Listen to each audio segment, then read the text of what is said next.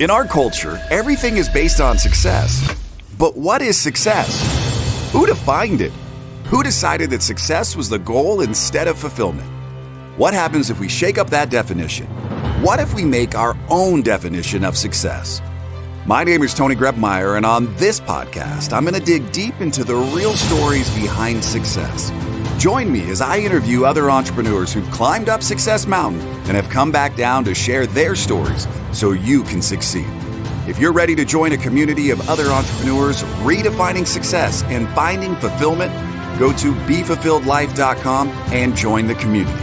Now, let's dive into today's show. Welcome to the real stories behind success. My name is Tony Grebmeyer, and we're along for a great ride today. You're going to enjoy your guest. Wherever it is, get quiet, get still, get a pen and paper out. You're going to need it. This guy right here is a speaker and a consultant. He helps entrepreneurs understand the need for a business plan. I mean, what entrepreneur doesn't have a business plan? Most of us have an idea in our head, and we don't know how to even think about creating one. This guy today is going to help you to be able to execute some stuff in your life so you understand where you're going to avoid all the fear and the pain of not writing the plan. He's the author of 2 books. He's a father, a husband. He's just an all-around cool guy. I'm so honored to have him here. Radio shows, you've probably heard this gentleman years past, Partners in Success, Journey to Success Radio Network, Business Creators Radio Show. He's also known as the Business Plan Answer Man, but I call him my friend. Please welcome to the show, Mr. David Brown. Thank you, Tony, for having me, and thank you for those kind words. Very much appreciated. Yes, sir. All right. Question you've heard before. You know, we've done this. What is your definition of success? Well, for me, it's being able to do what I want throughout life, helping other people along the way, and enjoying myself. Hopefully, along that journey, we can manage to save a few bucks. But for me, it's more about the good feeling inside from doing the work versus all about dollars. It's if you do the right thing, it'll come. Yeah, so many entrepreneurs are focused on going and making the money, but getting lost in the details that are so important on the way to making money, right? If you're a good person, you got a good idea, you have it. But man, if you don't have a plan, that money's going to be empty and meaningless after a while, and you're probably going to cheat some people off of some real dollars. But I want to talk today the importance of a little bit of coming up with a plan. Right? Because I think that is perfect timing for where we're at in the world, our society, COVID, bouncing back from everything that's going on, coming up with that plan. Talk to me a little bit about what does that really look like from a business plan standpoint? Well, you're right. You know, the plan is so much needed, but we have, as you said earlier, we have this idea in our head, but how do we get it from here onto a piece of paper? And what does that all look like? And so a lot of the biggest successes in history have started in down economic times. People have lost jobs. Now let's do it. But let's take that idea. And there's so many that are battling with that, trying to get that idea down on paper. And to do that, it can be anywhere from one piece of paper to a novel. It just depends on what you're going to use it for. I've seen them on a cocktail napkin. Wouldn't recommend it, but I've seen it. Hey, maybe the drinks were good. Maybe there you go. All right. Hey, you'd be surprised when the mind starts flowing. But yeah, I was just talking to Courtney from my team today about kind of like almost escaping a little bit, like so you can get back to dreaming. Like a lot of us, you know, we come up with an idea, like I want to do this. The next thing you know, I'm off and running, and you realize you didn't have a plan. And now you're caught up in the minutia of like, I think I kind of want to quit because it's not fun anymore, right? And sometimes it's the napkin idea. You come up with the idea and you're off and running, but there's so many little details that are so important. So talk to me a little bit about you on your journey, and when did you sit down and make your first business plan? Well, I started working as an entrepreneur and business owner back almost 35 years ago. Came out of a factory. I had no idea, to run a business, what it was like. I was one of these guys that went in on it, beginning of shift and left at the end of shift. I worked, trading hours for dollars. And then when I lost that position, I applied for a job in the insurance industry. And the manager at the time sat down and said, well, this is different what you have to do. So I started learning, I got to lay out all these goals. I have to do this. how do I do this? And so I got introduced to the basic pieces of it back around 1985, 86. But it wasn't until a few years after that, when they had management change, and the regional manager I reported to had a huge business background. And he brought in his accountant, we're just south of Detroit. So he brought in his accountant from Chicago to meet with our whole group. And he gave us a sample budget and really started getting into focusing as a true business that we were versus, right, we're just flying by the seat of our pants. And so he walked us through that process. Well, once I started learning the whole process, it's, wait a minute, I've got that piece over here, I've got that piece over here. It's just a matter of pulling them all together and putting them in one big plan. Because I knew how I wanted to do it.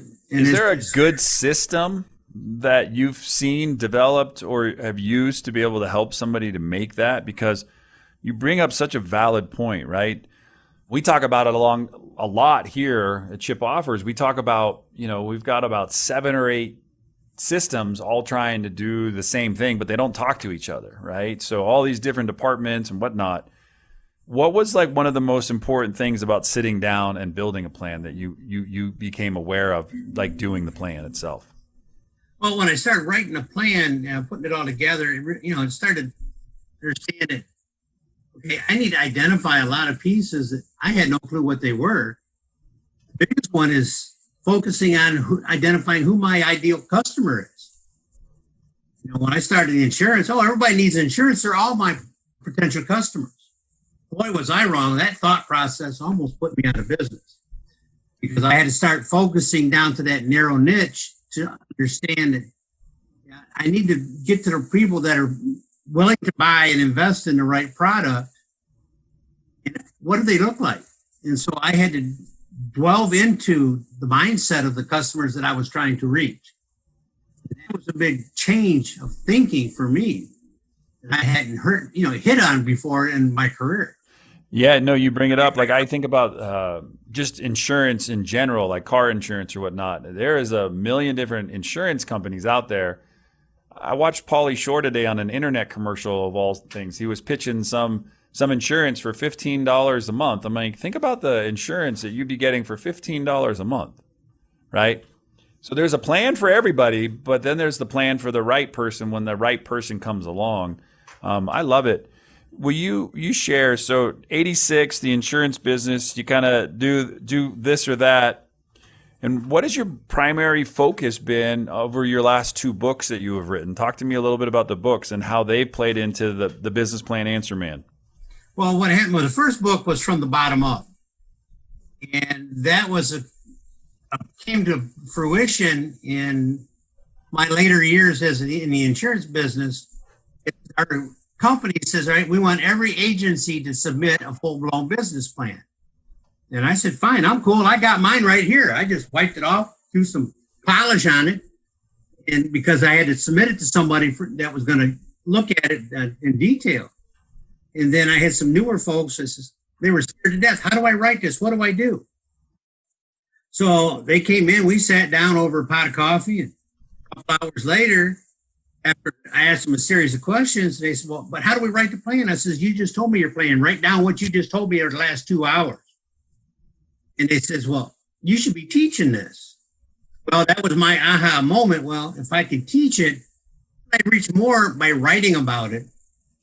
So I put pencil to paper and worked on that the last year of my insurance industry career. And then after leaving there after 25 years, I finished it up, published it, and learned from that point. And that was 2012 I published. And learned so much for that, all the other additional steps that come from it that kept following back through to it.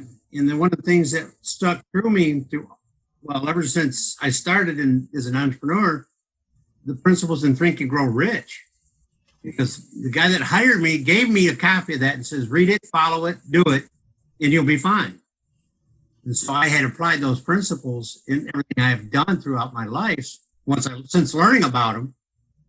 And then met some of the other people that were dedicated it in those same principles. And I involved with the Tom Too Tall Cunningham, who has since passed on, but he was a leading Napoleon Hill instructor here in Canada.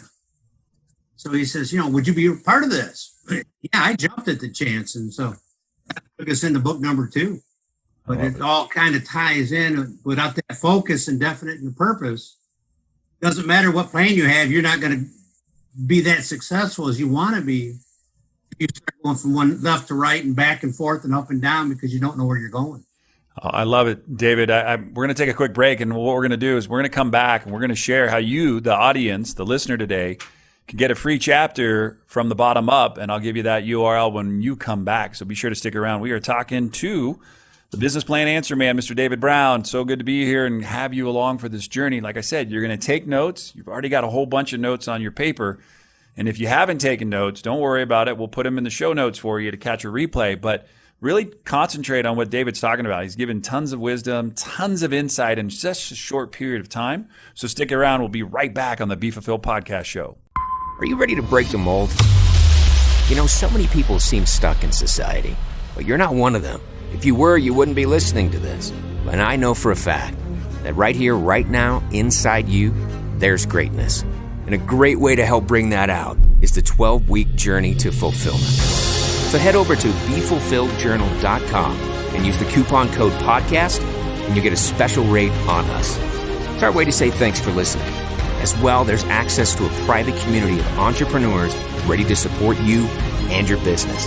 That's BeFulfilledJournal.com. All right, we are back on the Be Fulfilled podcast today. We are talking to the author from the bottom up, The Ultimate Guide for Business Planning to Profitability. Who doesn't want to be more profitable in their business? What happens if you had a plan to help you do that? Well, our guest today, Mr. David Brown, has a special gift for you awaiting at his URL, businessplananswerman.com. You'll get the free chapter, right, David? That's correct. That's one of the pieces we give away is why the importance of writing out a plan. But along with that, and this just went up about 2 weeks ago, is my 5th book. Is called How to Create a Business Plan Lenders Will Love. And it's a step-by-step guide taking you through that idea that we talked about you've got in your head, how to put it on paper, walking you through that process, and then implementing that process. So it's a free download from businessplan-answerman.com. Wow. So many people, and I mean this, I've talked to a lot of people. I got a business plan. I'm like, where is it? He's like, it's in a filing cabinet, some in the other room. And I'm like, so many people do the beginning, but then they don't follow it. They hear somebody else sharing a tidbit, or they watch a YouTube video, or they get an idea listening to somebody say this, or they read an article on LinkedIn, so they go apply that. But they forgot that they actually had an idea in the beginning. How important is it working a plan? That is the key piece. Is it's not something that you just put in the filing cabinet or use as a doorstop. It's the roadmap. That is how you decided that you're going to grow your business from thought to success. And we get distracted. Everybody, there's so much being bombarded at us on a given day. I think the last number I seen was over 5,000 marketing messages a day. Added on kids, grandkids, daily life. If I had a business plan that wasn't on paper, I wouldn't have a business plan because I couldn't keep it up, figure out where I'm going some days without having a piece of paper telling me where to go. But it's that track to follow to keep you on that focus. And if you have staff working with you, for instance, when I had my insurance agency, I had a gal doing my marketing. So I took out the marketing plan and calendar and said, here it is, implement it. Tell me how much money I need. Give me reports on how the product of the return investment is. And so she was able to take off what I laid out from my idea. Well, that's the thing, right? So it's a lot easier to execute from something that's duplicatable too. To try to get 10 minutes with me, it's good, but I'm going from thing to thing to thing. So when I sit down and write the plan and we execute the plan, then the plan works. When you're, kind of hip checking knee-jerk reactions and you're not following the plan, then you're going, well, how the heck did I pivot so far away from what was the idea in the first place? It's because you weren't navigating, you weren't using your compass, you weren't using the plan that was in play. I just got to tell you, man, it's always great to talk to you. I mean, just hearing what you're up to, and I love the fact that you got another book in the works, and you've written this one. And talk to me about this last book. Give me the name one more time of it. It's How to Create a Business Plan a Lender Will Love. Yeah, I mean, let's talk about that really quick, just with the market the way it is. What do you think lenders are looking for today? Well, I've talked to several of them, and the biggest one is they're seeing incomplete plans. As we as entrepreneurs, we put our plan together, we think about what's the finance look like and the projections for the first year. But they forget about year 2, 3, 4, 5. And some lenders will say, oh, wait a minute, I need a good 3-year plan of what do you anticipate making? How are you going to pay me back if I give you this money? And so they're looking for things like that. And numbers have to be realistic. We're not reaching up in the sky and pulling out a number. Oh, that looks good. We're going to throw it on a piece of paper. The material that will substantiate the numbers that you use. And where did you get them? They want to make sure that they're solid numbers. We had one client, we were very conservative putting his numbers together, and the banker actually increased his income from what we put down because of his experience. I said, no, let the banker do that. I'm happy with that. But I'm going to tell him that we can be profitable at a conservative number. And he walked out with a check for $100,000 just because we had everything in the plan that they needed, including all the backup. So that's what so many of us miss is we have a nice finance, but where do we come up with the numbers? And so we need to make sure we have backup for those. I was talking to a colleague last night, a friend who said, hey, through, all the loans and all of this, I got a nice chunk of money, and someone presented a business opportunity to me. And he goes, I'm not spending my money, but he was just so interesting that the person presented it to him and didn't have a payback plan. It was just more like, hey, I need money to go do this. It wasn't the full circle. It was kind of like the first couple hurdles on a track, but didn't realize you have to run the whole track to consider it a lap. They were skipping on the details. Yeah. And we've got that idea. We can talk about it all day long. But when it comes down to that back end, all right, where's the money coming from? Yeah. And where's it going to go to? I wrote this last book, part of it out of necessity, because a friend of mine came to me with a good idea, and him and I started the company. And that's right. I had to go back and remember, because it had been a while since I had to go through and do all the filings and everything else that needed to be done. So I started making my checklist. Oh, wait a minute. This is another book. Hey, when you look at the details, you can always find that there's an option, right, for another book to kind of work with it, because there's usually books inside of books, and you can run down that lane really, really easy. Sometimes it's just a sweep under the table and you move and you're like, wait, I need to go revisit that. That's a great circle loop to close. Mm-hmm. No, I just want to say thanks. How do people find out about you? I know we got the businessplan.answerman.com, and you also have dbrowncompany.com. And the best way is the Business Plan Answer Man. D Brown Company was one I started originally, and so I do everything underneath that. It's kind of like my parent company. But the best way is email is Dave@businessplan.answerman.com, or go right to the website, businessplan.answerman.com, and everything is there. Phone, contact, email, all social media feeds. I'm on Facebook and LinkedIn. And we have a YouTube channel out there with some videos on things that you need to worry about being an entrepreneur. I love it. Hey, couple questions, and I'm gonna let you go for the day. What are you doing these days for fun? What's up to what are you up to for fun these days? My afternoon job, and that's my 3-year-old granddaughter I watch. I love that. She comes over. You guys have any plans for the rest of the year? No, we're just catching up on a lot of the outdoor stuff around the house, and fixing up our backyard a little bit more, because I'm a homebody. Yeah. I'm happy to sit out in the back, enjoy the sunshine and the fresh air, and hopefully with the virus thing will let up and under control a little bit more, so we can travel a couple places and have some fun. Good. Well, hey, you know what? Always good to see you. Always a smiling face, big contributor in the Be Fulfilled world. So thank you for being here today. And, just keep that smile on your face. Anybody who's ever seen this guy, he's got this just really nice smile. And that is the Business Plan Answer Man. You can find him on LinkedIn. We'll get all the show notes typed up for you so you can come over there and check it out at TonyGrebmeyer.com. And until next time, when you go find David Brown somewhere on the World Wide Web or you talk to me, go make today the absolute best day of your life. Thanks for listening to today's show. But before you go, let me ask you a question. How would you like to be the architect of your journey in this game we call life? Take the next step now at www.TonyGrebmeyer.com. Enter your details to get the first week of the Be Fulfilled Journal for free. It includes access to our private community of thousands of other entrepreneurs. It'll give you more clarity and freedom in your day, and it might just change your life forever.